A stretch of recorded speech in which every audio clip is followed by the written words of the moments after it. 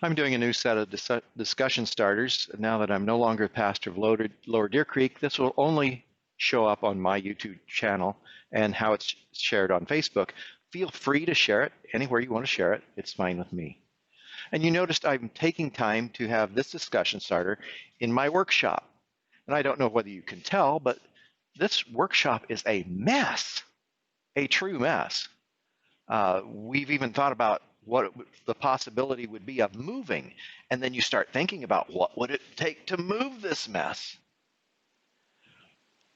Our discussion starter today centers around how does God work with us in the midst of a mess? As I think back on the history of God's people in the Old Testament, Isaiah's prophecy comes out of a time when the people of God were going into a mess. And these words, "For unto us a child is born, to us a son is given, and the government will be upon his shoulders, and he will be called Wonderful Counselor, Mighty God, Everlasting Father, Prince of Peace." Those words were given to a people in the midst of a mess. Everything they'd known as a nation, as a country, as a people of God, was going into turmoil. And then you think about the time that Jesus was born. In the midst of all the Roman hierarchy and rule, the regulation of their government, of their religion, and the Messiah is born. But not as they expected, not as a governing official, not as a king to come on a throne, but he comes in a manger.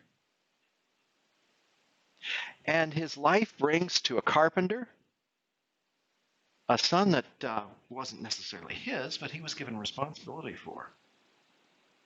To a young woman, a pregnancy that she hadn't planned for and really hadn't gotten married and was ready for.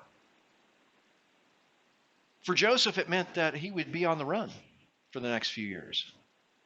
It would affect his business. It would affect things that were happening in his life. I want to bring that out in the fact that when God is doing a new thing, because we are human and because of our sin condition and our tendency to move back into sin, when God does a new thing, there will be change. And this Christmas season, I'd like for you to think about the fact that this COVID-19 environment, the break it will mean from a lot of the traditions and a lot of things we normally celebrate from year to year to year to year, and it won't happen the same this year. There is a possibility that just like in this workshop, there are many projects that are partially completed, and someday I hope to get to them and finish them all together. That this chaos is for a reason. That perhaps the chaos that we're currently living in is for a reason and meant to work at the heart of God's people to bring the change that he desires. And I hope, given the chance, each and every one of us will think about it. Merry Christmas.